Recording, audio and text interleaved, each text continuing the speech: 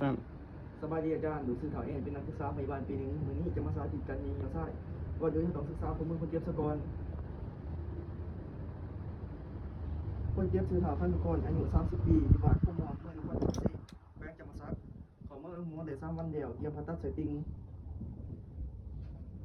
สบายดีอ้ายชื่อคันธุ์กรอายุ30ปีอยู่บ้านผู้มองเมืองนครปฐมแขวงจำปาสักบ่ดีด้วย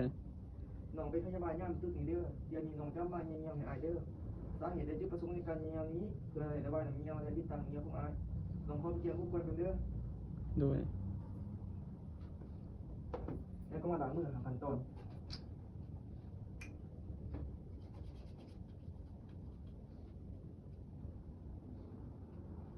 จะใส่ถุงมือสะอาด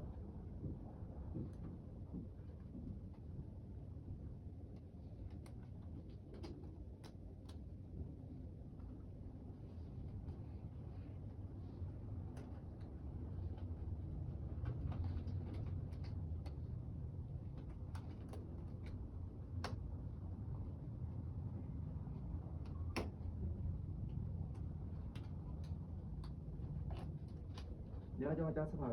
โดยที่ว่าติดตั้งขอพัดลมเปิดไฟตัวก็เป็นส่วนตัวเด็กคุณเจ็บแล้วจะมาจัดฐานหน่อยคุณเจ็บพี่น้องขออนุญาตได้ไหมเด้อ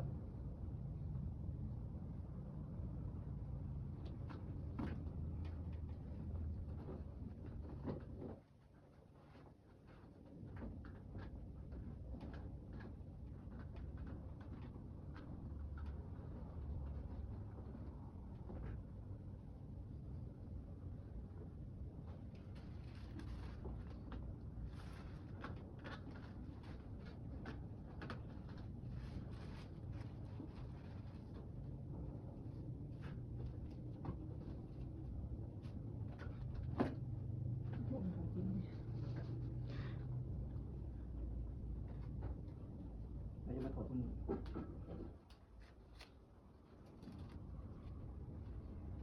หลัง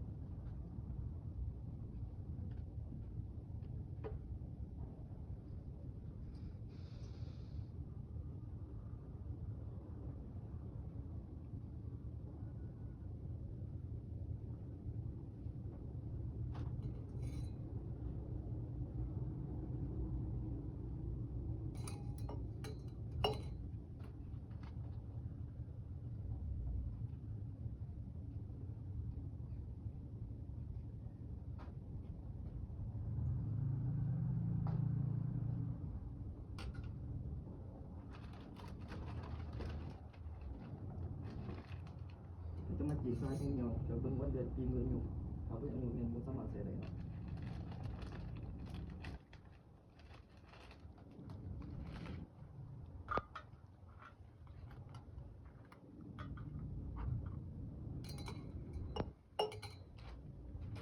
เดี๋ยวใช้อย่างเดียวซึ่งจังเนาะมาเบิ่งวันเดือนปีมื้ออยู่แล้วบ่สิขาดจะบ่ถ้าเบิ่งอายุเนี่ยบ่สามารถใช้ได้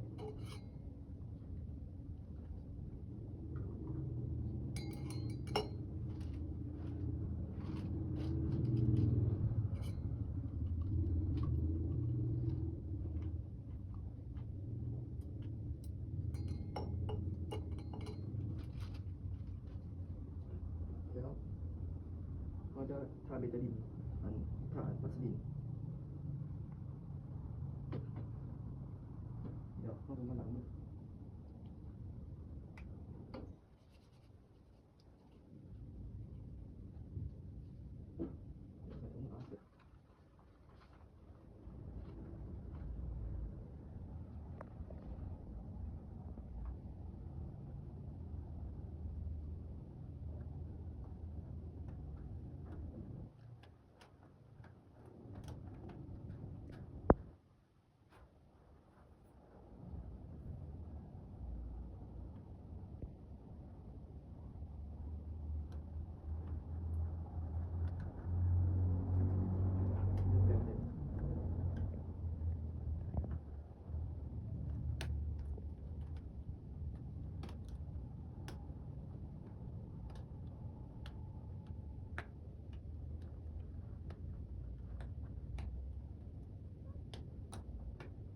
มันจะเป็นการมาทดสอบใส่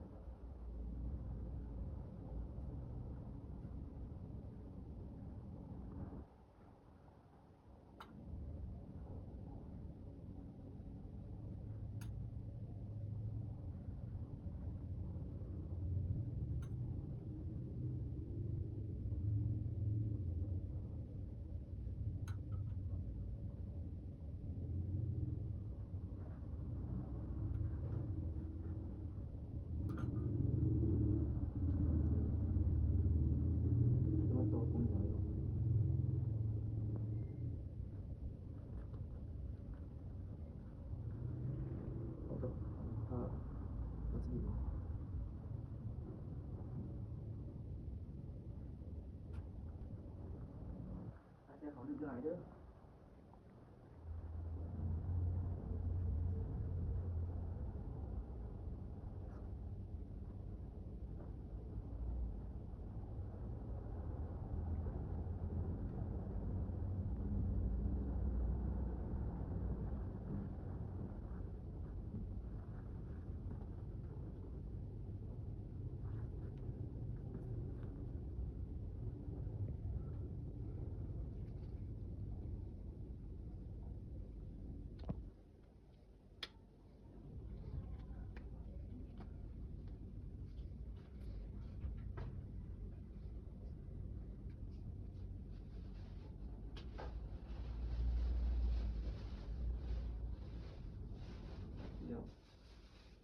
ส่งคนเจ็บ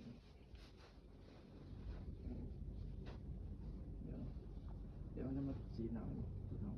เป็นคน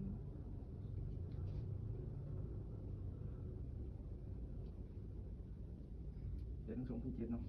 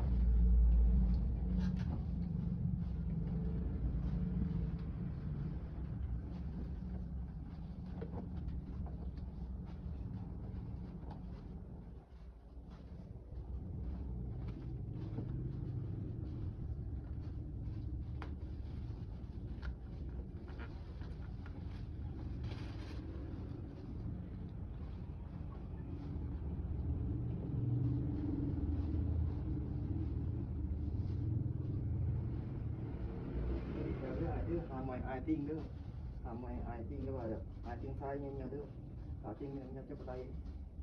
ถ้าว่าอาการดีขึ้นแล้วไอพุทธเพิ่นพุทธเดินเวงเพิ่นเดินเพียรเด้อที่บ้านไอเป็นมาพุทธให้ถ้าบ่เก็บเงินควรนะ